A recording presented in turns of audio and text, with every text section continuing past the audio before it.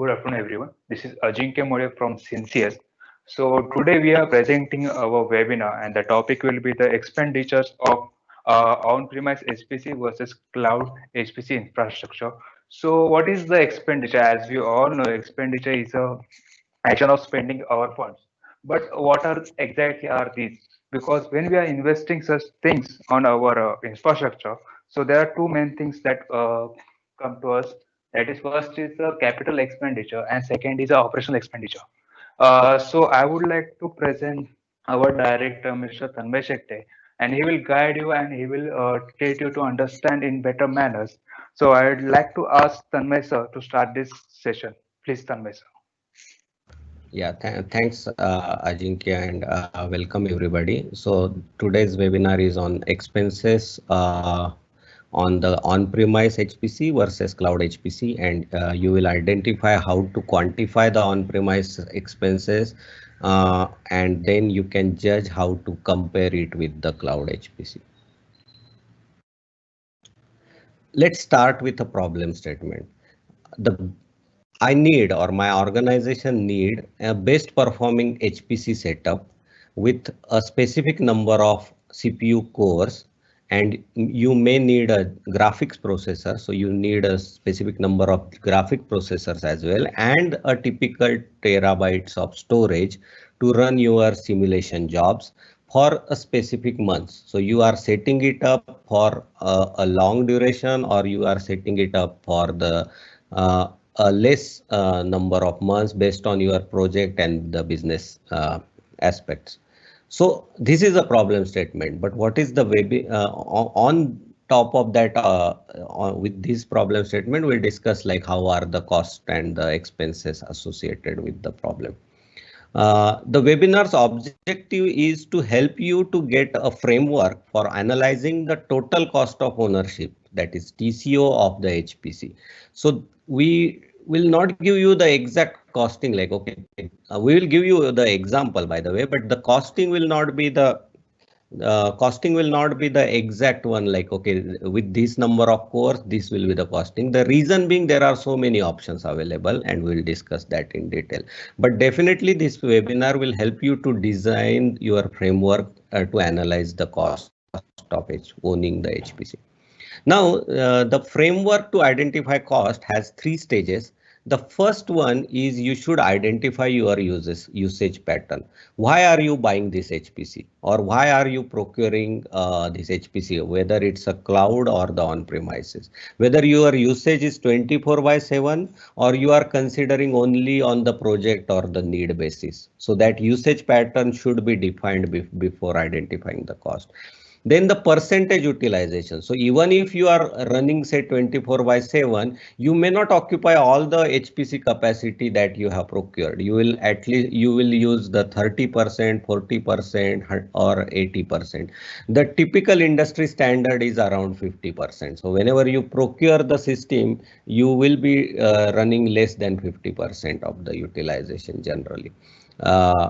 And the refresh cycle. I mean, the technology is changing, your project needs are going to change, and then your hardware refresh cycle will also be there. So you have to define what is our refresh cycle when we are procuring the thing. The second thing is, once you identify the usage pattern, you should identify the expense items. So when you buy the HPC and you maintain the HPC, there are expense items associated with. Some of them are intangible. Intangible means you are not able to quantify with the pricing as such, but they are very important. And we will discuss that in intangible items, and then the pricing or the associate cost of the intangible item is dependent on the business to business and your need of the project. So you are the best judge to identify the intangible items. The tangible items are simple in a sense, like you procure the hardware, you maintain the hardware, and then the operational cost like electricity and all. So those comes into the tangible items. So we have to take build a list of all those items, and then Once you build this list, then you calculate your total cost of owning this HPC. So it will include the capex and opex, the risk adjustment. We will discuss that in detail. What is the risk adjustment? And how the intangible items can be quantified here, and then the priority costs. Again, it is more like there can be some urgent projects where there will be some ongoing long-term projects. So we have to identify the priority costs also. So this is a framework through which this is a basic phase of the framework through which you can build your total cost of ownership model for your HPC. Now let's go one by one. The first thing that I discussed about the usage patterns. Now there are two things in the usage pattern. One, the HPC is about computation, and then computation means the CPUs or GPUs that you are going to utilize to run your problem. Now it is obvious that there is no ideal situation in the world, right? So either you will be less loaded with whatever you procured, or your computation infrastructure is highly loaded with whatever you procure. And the time with x-axis as a timeline, you will never be a horizontal. Like the blue line is the one that is consider that you have bought as a capacity, that blue horizontal line. Whereas the red line is the required right. There is one more option, that is this yellow line, which is available. Few organizations keep on building the infrastructure. So they will for say first year they will add a small infrastructure. Next year they will add a more infrastructure, and third year they will add more. But even if in that case, you can see that it is not going to match with the usage pattern. The usage pattern of computation and availability of the infrastructure will always be a mismatch. And the biggest problem will be when you don't have the available infrastructure. Then what you will do? So these are some of the options that you should identify or try to identify. We cannot actually identify every future aspects, but you should at least consider these are the options. These are the cases. Now, while compute is always varying, be it based on your needs and all needs of the projects and all, but storage is what we identified is always increasing. The storage pattern is generally keeps on increasing. You generate the data and you keep on adding the data. So we can again differentiate the data between the standard data that you will keep on adding in the HPC, whereas archival data where you want to just keep it as a backup. So backup, you don't want to keep that. But again, if you procure the storage at the first year of the HPC procurement, you have to understand that this graph is one of the typical graphs, and then you have to procure for the say next the time period for which you are procuring. So what you need to do is you need to try to identify the utilization in a given refresh cycle. So refresh cycle is like you procure the HPC system, and then maybe after 2-3 years you are again going to run another refresh cycle. So based on these plots, you can identify, or your history, you can identify whether it is 30%, 60%, 90% of the utilization that you are expecting. And similarly, in the storage pattern, you can decide per year how much is the consumption that is going to happen, and how much capacity we have, and how much capacity is kept in idle.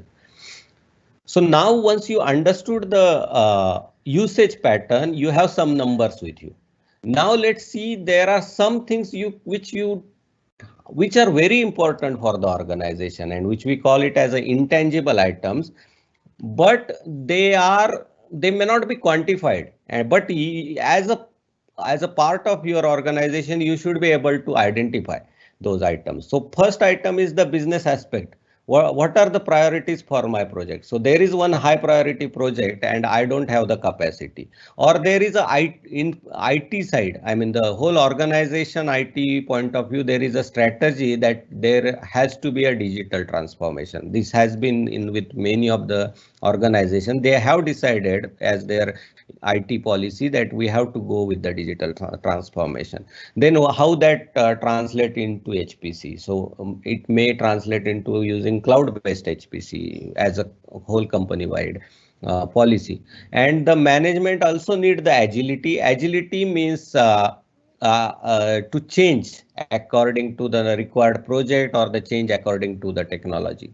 The time is another intangible item. When you procure a hardware HPC, you can calculate from the decision of your procurement to the actual commissioning of your procurement. The average time is generally 4 months. So 4 months you have spent, and you before that 4 months you did lot of analysis say for next 3 years or 4 years, and out of that you have already lost those 4 months. So you have to consider that this is a time to deploy the on-premise system. The downtime cost, we generally never be able to find out what is the cost associated with the downtime. We should identify, it depends on the project to project. And then multi-deployment department communication, there are multiple departments who communicate, like facilities, ITs and all those things. Then the hardware is going to change. Then your different projects will need different hardware. So will you be able to allocate all the possible hardware with the same HPC? You have to identify there might be different architecture, different hardware refresh cycles for each project. The agility is like, as I explained earlier, that your usage patterns are going to change. They will never be like for next 3 years or 4 years, they will never be same. Either they will be using lot of HPC, or your HPC is of no use. So that's why the users are using some different types of hardware. And then the changes in the technology that is related to our existing HPC is of not good use. Now this factor is very important in our calculation, because there will be a lot of calculations happening in the later stage of this webinar. So risk adjust on the capex. This is very important aspect that you should consider. The risk adjustment is like when you invest into one of the projects. So for example, here in the buying the HPC system, you are investing the capital expenditure for that project. Now, what is the risk associated with that investment? If I put that money in some other project, or even if somebody can consider if I put that money in the bank, for example, what is the return of that investment I am going to get? So what is the risk associated with this project of buying HPC with the whole capital expenditure? So you can come up with some number, which is the percentage of the risk adjustment number, which is the risk associated with this capital expenditure. So you can relate it in a simple terms, in a very simple terms, the interest rates, basically 10% or 12%, or you can say like, if I put this money in some different project, I will get this much of return. Then that is also a risk adjust. So you are adjusting a risk with this HPC procurement. So this risk adjust, you just remember like it will be a one number, say 10% or 10%. And based on that, we will get to know like how much is the actual cost associated with the capital expenditure. And the last intangible item is the expert support. You may not get an expert support at your premises at every time, because it's your premises, you have set up the thing, and the experts can be required from any field like computation, the hardware, the infrastructure, even the cooling system. Basically, you will need, suppose cooling system gets down, you need the expert to make it available. So this is like the intangible items you should always consider. So now let's go to the tangible items. Now actually the mathematics is going to start. So first tangible item is the capital expenditure to procure a system, and here I'm considering an example of buying a 256 CPU core plus a very high-end GPU core systems in my premises. So this is an example pricing. This is, please don't quote this for any reason, but this is an example pricing. And then you as a participant, you know, like there are 100 types of CPUs available, and each CPU has a different pricing. So we have considered one example pricing. Now, once you procure the system, there are tangible costs. One is the computation servers, the HPC servers. So you buy the masters and compute nodes, and typically pricing will be say $135,000. The another system that you are going to need for the HPC is the interconnect and the networking. So it's like switches or the InfiniBand switches, and it will have the cost associated, say $25,000. The third important item is the storage, and it is very much like I mean it. You can get as cheap storage as possible as, and you can get as costly storage as possible based on the available features and available performance. So I mean I mean we take a simple example with $10,000 will be used for the storage, and then others are also there like installation service. So you will get that service of the installation from somewhere. You will deploy the power units, racks, cables, and these cables and racks are significantly costly. So it will eventually come to this 12,000 cost. So what is happening is that you, if you consider only these items, you have bought this system for about $182,000. Now this is your capital expenses that you paid for coming for getting the system in premises and make it commissioning. Now the problem actually starts. Now consider a case where for how much duration you have bought this system, whether it was 3 years, 4 years, 5 years, you have to decide that. And now you please consider that you already lost 4 months due to the engineering, that EPIC, which is engineering, procurement, installation and commissioning. So you already spent those 4 months. So that's why even for 3 months, I am considering the 32 months actually as the usable time. Okay, and then I touched about this risk adjusted rate for this capital expenditure. So I have a risk associated with this capital expenditure because I could have used that money for other things, and that you can decide by yourself. So we have given the examples, standard examples like 10% to 12%. It can get reduced or increased.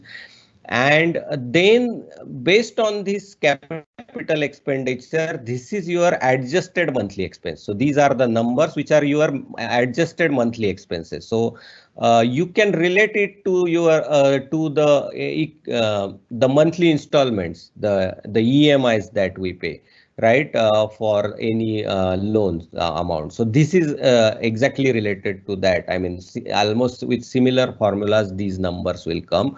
And so eventually, if you consider a system or you procure this system for a 4 months duration, you are effectively spending about $5,100 per month as the whole adjustment of the monthly expenses. So, so please remember these numbers because these numbers will be helpful for us in the later part.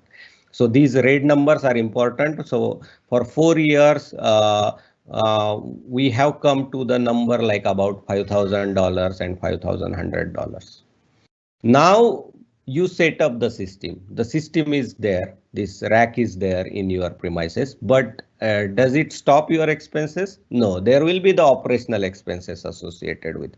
One of the biggest expense is the electric power consumption. Obviously, if it is running at the full throttle, you will be spending a lot of money on the electric power. Then the AMC or the software services that you will be taking, so you'll be spending some money.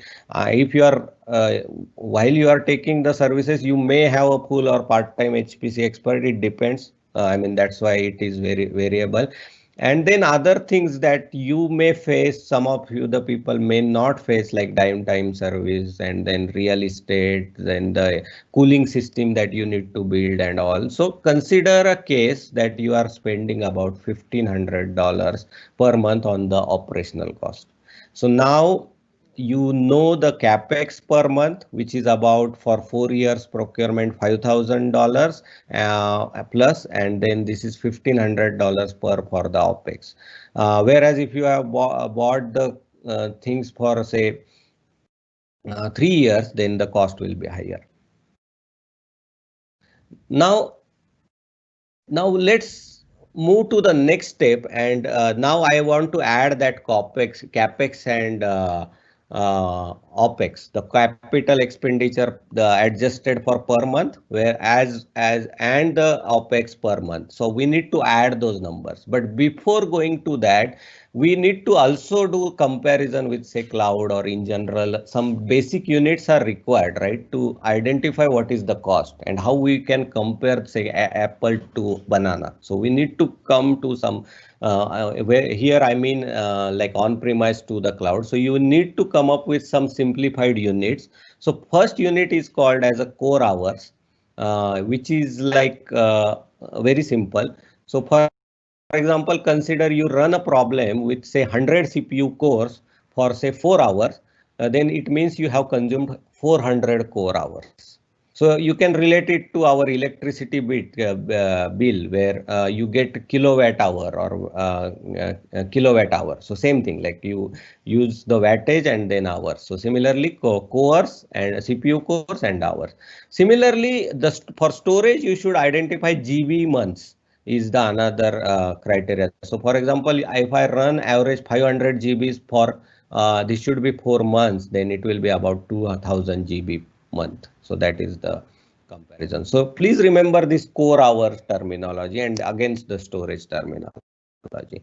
And now this is a bit of lot of numbers here, but once you understand the capex adjusted monthly, which I explained earlier, so this is that column, this capex adjusted monthly, and the opex we have considered 1500 constant, while it is going to increase as the time goes by.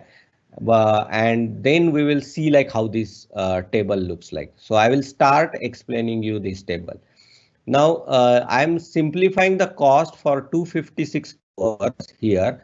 For the capex that we considered earlier, about $182,000, and the opex of $1,500 per month. Okay, now the same thing which we discussed and at the capex, whether you are buying for 3 years, 4 years, 5 years, it depends. And then accordingly, there will be a risk associated with that capital expenditure, which is mentioned here.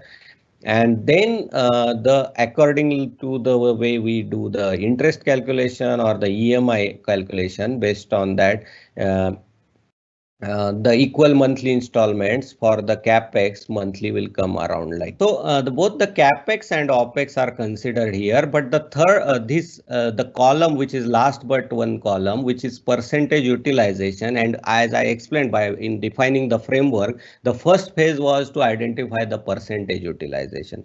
Now you can decide this number based on your business needs and projects available, but you should come up with some number, whether my whole system will be utilized 33%, 50%, 70%. So we have given you examples here. Like if you utilize more, then your core hour price will be less, because you are utilizing more. Whatever expenditure you have put, you are utilizing more. So for example, for 70%, I am getting a less core hour pricing, because to run my problems, I have to just give 6 cents per core hour with this 70%. So, and if your utilization is less, so for example, even if you procured such a good system, but you are utilizing only say 33% within next 3 years, then actually your the price to run your problem simulation based on the core hour will be 13 cents. So this will vary, and that's why I said earlier that you should identify your utilization patterns very well before even taking the decision to buy the system. And now why these numbers, this last column which is in red is important, because now you can at least relate somewhat to the cloud.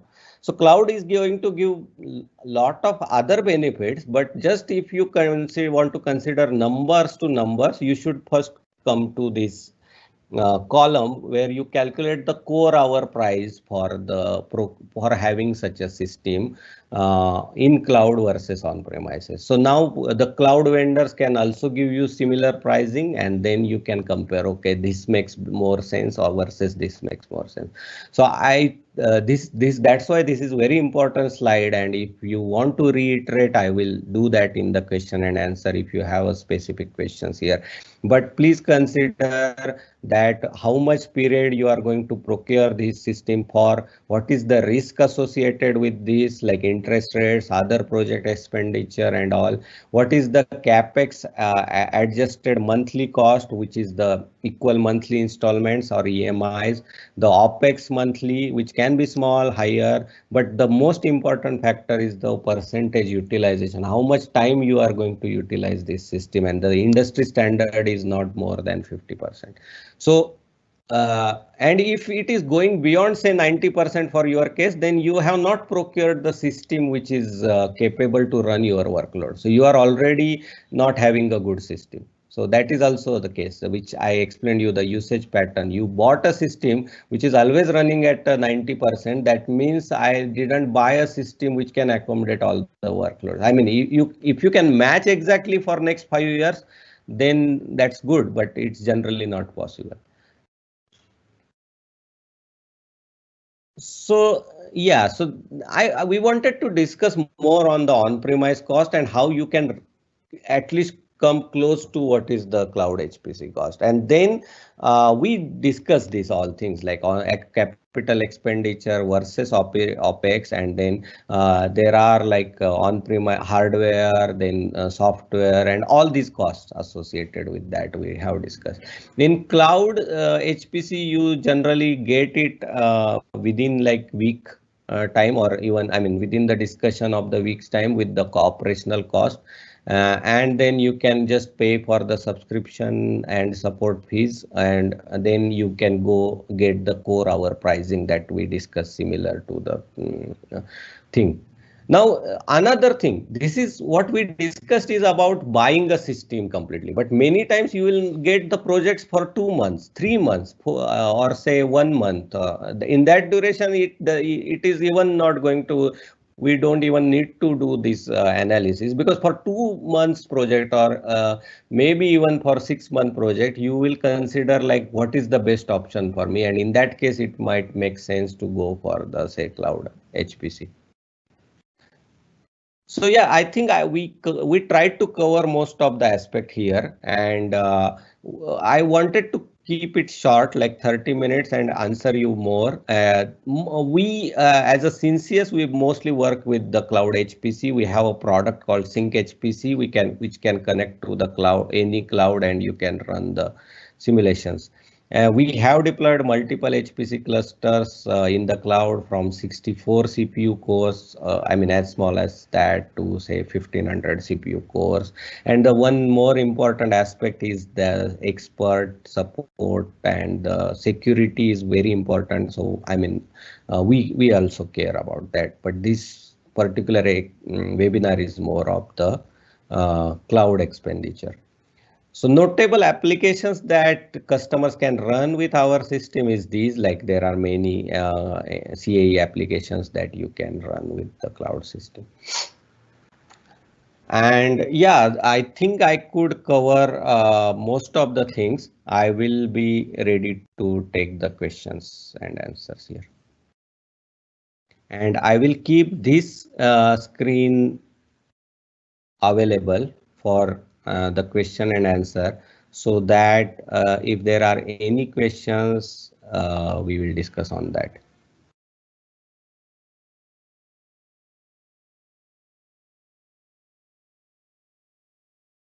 So we'll be here because Ajinkya, if you have any questions coming up, please let me know. Yes, sir.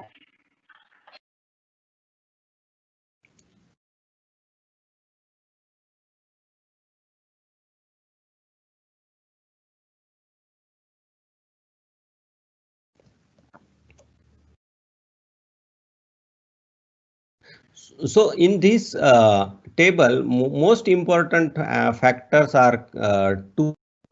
One is the I mean, all of the columns are important, but the most important factor, if you see carefully, for example, for same 3 years, or say consider a 4-year example with same risk adjust rate, if you utilize it differently, say 30%, 40% or 60% in the 4-year duration, the core hour prices is going to be significantly different. I mean, it's exactly in proportion to the percentage utilization. So please make sure that you reach to that number, which is comparable to the cloud HPC, and then it makes sense to the having the HPC on premises. Many times it makes sense to having HPC in the premises, no doubt about that. Say, for example, you have the 70% of the utilization or 80% of the utilization. But even in that case, you should have consider the cloud HPC as an insurance when you have a peak loads or the burst scenarios, where there are some projects which you cannot accommodate within your on-premise HPC. In that case, you can consider cloud will be proving you as an insurance to run those problems.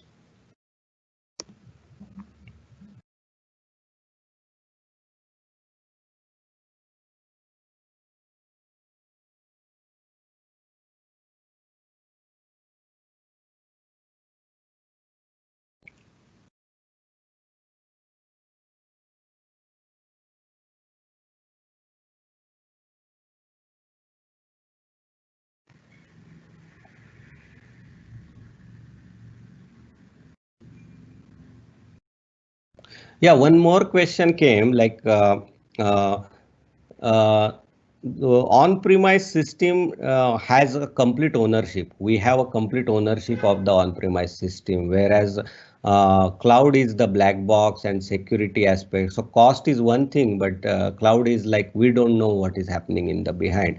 That's a good question, but eventually what we say or we provide as the system is that it's not a black box. We provide a complete white box solution with your ownership. So your IT administrator can monitor what is happening. You can go into any of the system, hardware system, and utilize those.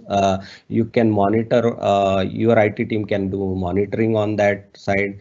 So it's a complete ownership model. So even in the cloud, it does not mean like your systems are being shared across some other organization, or your data store is shared across other organizations. So the answer is no, it is a complete ownership model. So ownership should not decide whether it's on-premise versus cloud.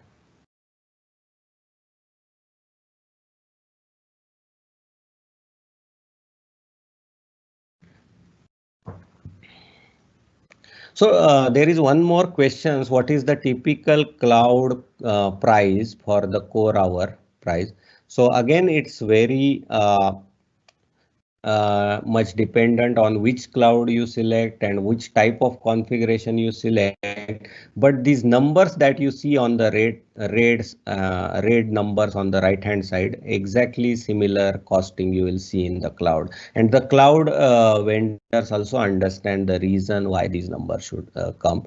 So yes, so you should identify which one makes more sense. So you can see typically 8 cents to 9 cents core hour pricing. Sometimes you can get a good, I mean, if you are okay with going to say AMD processors instead of Intel processor, you can get a price far less than, I mean, half of the Intel processor pricing. So it all depends. Then again, GPU is very subjective.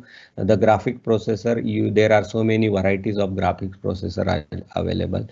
But that is also value of the cloud, right? You can use the various uh, options and the architectures in the cloud.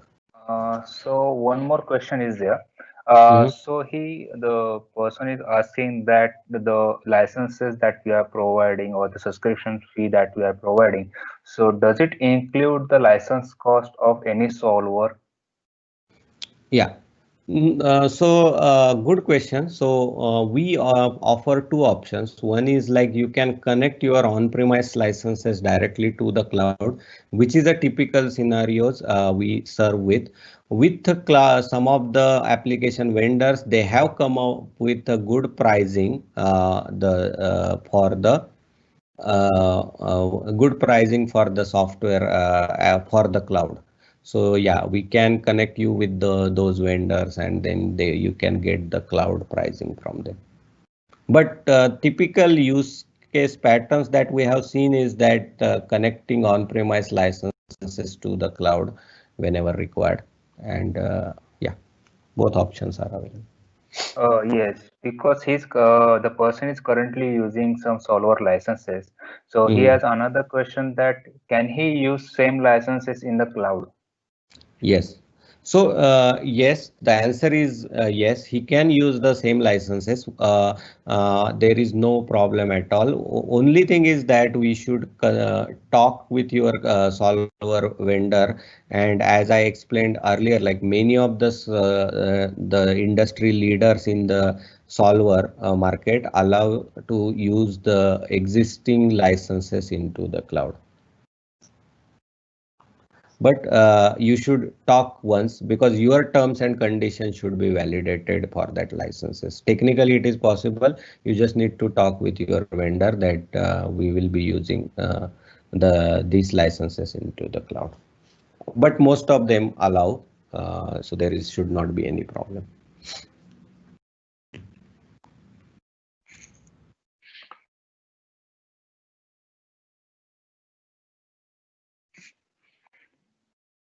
Oh, there is one more question where I can use same license simultaneously in cloud as well as on premises. So the answer is no, because it's the same thing. The cloud, you can relate it to the as an extended network of your your premises. So the way you cannot use, two users cannot use the same solver at a time, same solver license at a time, single solver license. Same way here, you cannot use you cannot solve at a time using same license. You cannot do the solving at both cloud as well as on premises.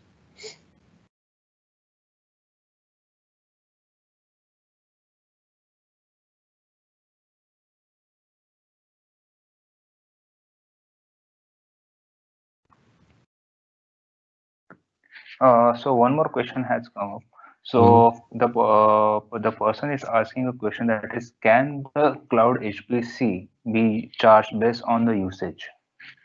Yes, exactly. The charge cloud HPC is based on the usage pattern usage. So, for example, uh, uh, you don't use for 1 month, then there will be no charges. If you use for the next month, there will be a charges. Or there is another few options, like you can buy few core hours as a procurement, as a good deal at the start of the year. So it will and then within that whole year you can utilize those core hours as and when you need. So you will not consume, you may not buy the whole bunch of core hours for a complete 365 days. You consider like, I will need these core hours or the units for say at least 30 days or 60 days, and again depending on the CPU cores, and you can purchase, and then you can utilize when where you need. The other thing is that you once you utilize, for 1 month you may utilize say 100 cores for 10 hours, and in next month you will may utilize only say 20 cores for say 10 hours. So accordingly the prices will change. So how much cores, CPU cores you are utilizing, and how much hours that you are utilizing, that will actually decide your pricing. And that's why this is a good model, because it is elastic enough to make sure that you can get that usage pattern right. So suppose, for example, let me go back to that usage pattern slide. So this is the usage pattern for the compute, and if you see that you can actually trace this red line with the cloud with On-premise, you cannot trace this red line. Either you can be that blue line horizontal, or you can be yellow line where you will always have that procurement cycle every year, or I mean, or whatever the period this can be. So yeah. So this agility and the elasticity actually will help along with the sometimes the pricing as well.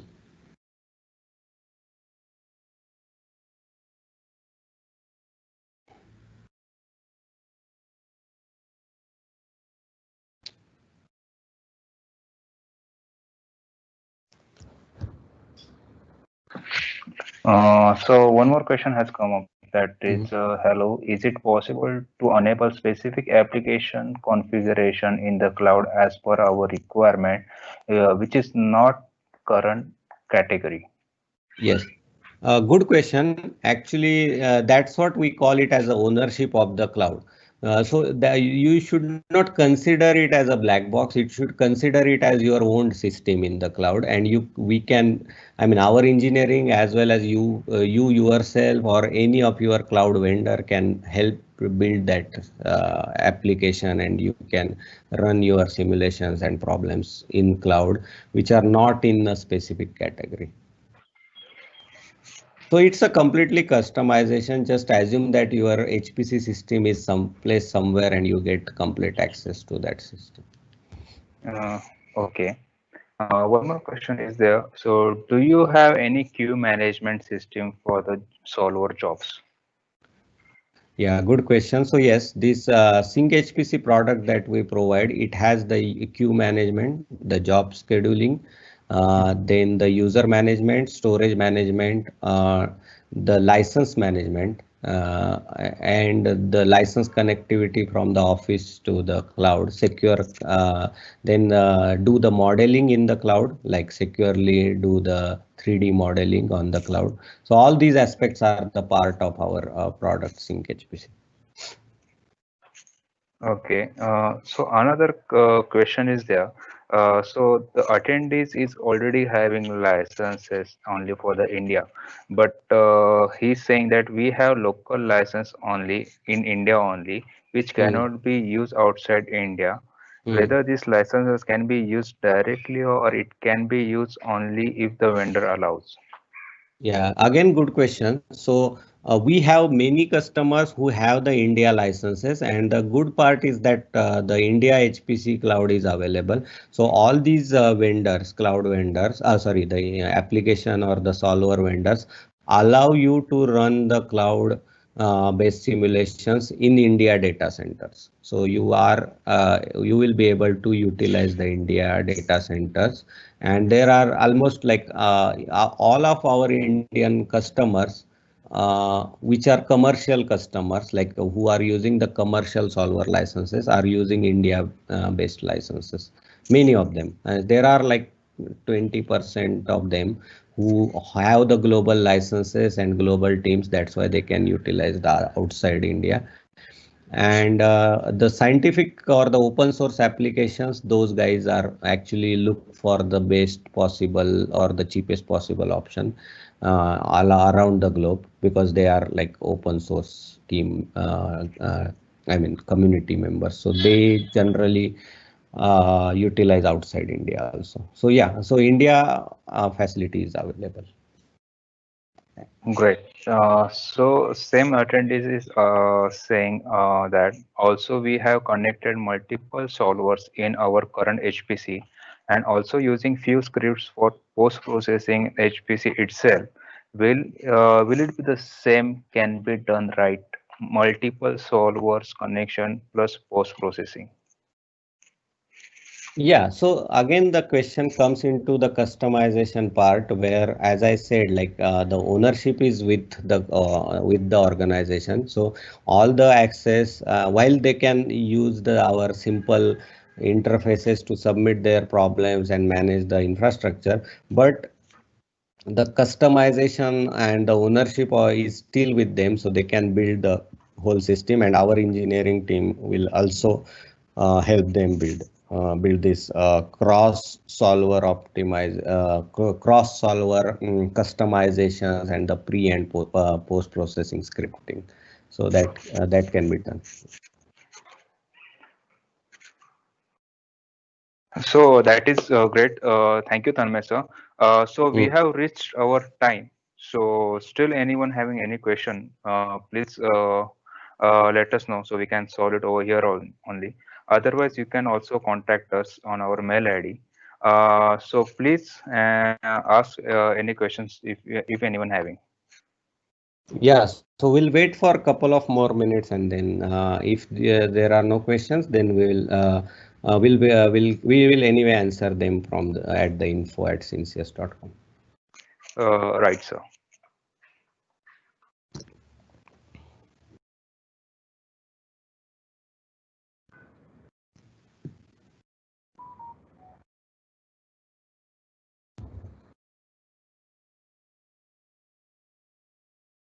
Okay, there is one more question here. Can we can we use the graphics based the processing, post processing and pre processing in the cloud? Yes, so we cover pre processing, solving, and the post processing. All aspects are covered in the cloud, so you can do all the aspects. You can choose the which graphic processors are required for a particular operations, and then you will get the workstation kind of machine where you can do the uh, pre and post processing. So one more comment is there. So that is hi. Whether the results will be in the local storage or will it be in the cloud too? If saving in the cloud too, how about the data security? Yeah, so good question. So data security is the prime importance, as I said. Like the in the cloud also, we will make sure that the security compliances are made. So all the data which are transmitted in the cloud and the stored in the cloud are so encrypted that unless we reveal the some of the important credentials, nobody can access that data. And even if somebody can physically try to tamper that data, it is not possible. The second thing is that there is a facility where automatically your data can be downloaded into your office premises. So for example, you submit a job in the cloud and say it completes in the night at 2 a.m., then it will start downloading that data in your premises securely, and then while the data will be in the cloud, also by the morning you come the data will be available in your premises also. And if the data is not big, like say few GBs of data, it can be downloaded with current speed, internet speed. It gets downloaded within half an hour or something. So that is also possibility. But as an organization, if there is a good investment that the organization makes between the on-premise and the cloud, then and increase the bandwidth to say 100 Mbps or around that, then you will feel like you are working in your on your office HPC itself. Okay, so there is another question. Can we do pre and post processing in the cloud? Yeah, so yeah, so the same, the yeah, answer is yes, you can do the pre and post processing in the cloud. The complete, the graphics based interface will be provided where you will not feel like you will be doing this in the cloud. Uh, yeah, and then as per your choice of the GPUs can be provided as well.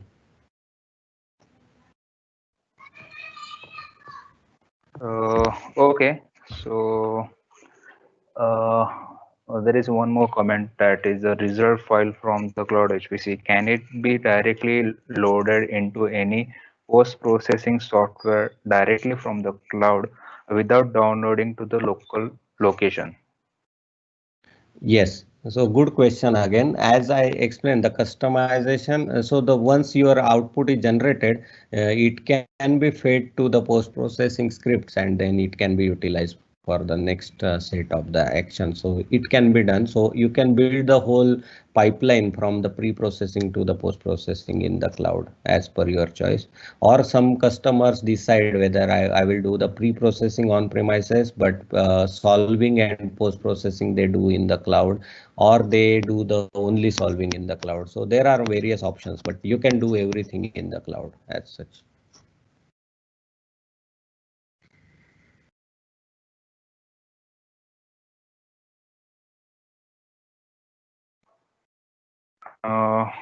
Okay, so no more questions are there. Yeah,